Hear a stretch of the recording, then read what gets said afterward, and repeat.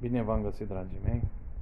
Un T5, astăzi vorbim despre un T5, o pompă de ambreiaj pe care am schimbat-o deja. Pompă centrală, pedal ambreiaj la T5 din 2014. Pompa aceasta se află exact sub pedala de ambreiaj în interior. Ca să o poți schimba, ea e cu senzor, după cum se vede, are cablu. Ca să poți schimba, trebuie să dai bateria jos de aici, să demontezi bateria, și pompa se află efectiv în locul acesta. Deci aici este bidonul de alimentare de la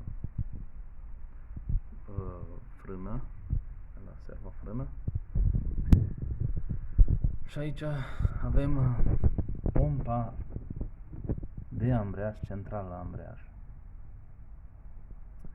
Se scoate siguranța aceasta, se trage în jos conducta aceasta și se scoate furtunul care vine de la bidonul de alimentare de la pompa de frână. Așa. Pe interior,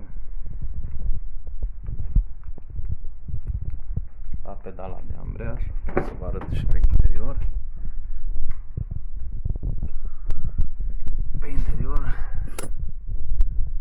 trebuie desfăcute acolo, sunt, nu știu cât se vede de bine, două șuruburi, stânga-dreapta. Se scoate pedala cu totul și așa putem înlocui pompa de ambreiaj. Sper să fiu de folos și altora cu această filmare.